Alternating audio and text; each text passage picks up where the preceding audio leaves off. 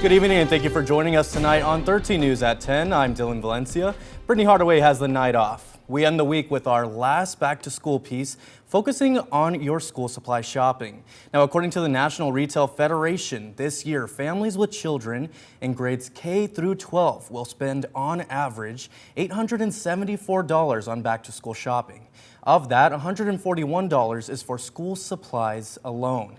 Now, although that number is on average $15 less than last year, it's still the second highest. Now, I got to learn how you can get a bigger bang for your buck this school year.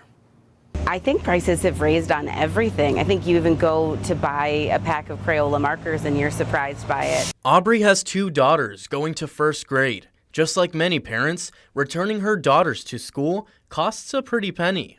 Slightly outrageous for glue, for one. I don't remember if it was like $4 or $5, but I had to buy 6. Her daughters go to two different schools. For one, she spent over $100 on school supplies. On the contrary, her other daughter's classroom only required a $50 fee, and they provided all the supplies. Something she wants to see in more schools. No, I think the biggest revelation is that if schools can purchase supplies for less money because they can get some kind of discount in bulk ordering, and they can order the supplies and have them ready for teachers and then charge the families a more nominal fee than they might pay if they went out, that to me seems brilliant. Until that becomes a reality, planning ahead should be top of mind. You know, the older your student gets, the more the requirements kind of shift. And once students are in high school and they have laptops, then you have a lot of technology expectations. But when they're little, in those primary years, there's still a lot of crafty paper, pencil things you have to buy, and it just adds up. And as a parent, you have to plan for it. Before you fill your shopping cart with items like color pencils, crayons, or notebooks, experts say you should really compare prices at different stores. But let's say you've already done your back to school shopping this year. Well, don't worry at all. They're saying you should give yourself 12 months to save up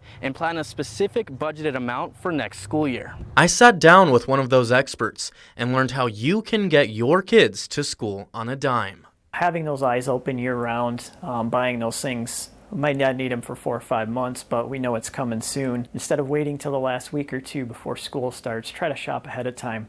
Not only setting the money aside, but maybe finding deals on things you know you're going to need well ahead of the school year. And if you still need to shop, sometimes it requires having those serious talks with your kiddos. Plus, absolutely sticking to that preset budget. Kids always make it a little harder, you know, to say no to your kids sometimes can be tricky. So, but you do need to understand that there's a budget, it's there for a reason. And I talked them through the prices and explained very clearly, and the difference between a $19 backpack and a $34 backpack might not seem like very much, but for a working family, those choices begin to add up back to back to back. Aubrey prepares for the first day.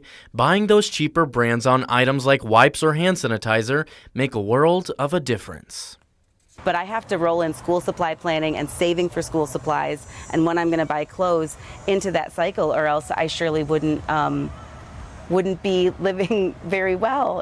It would take a damage on us. So. And experts also say purchasing from secondhand stores can save room in your budget.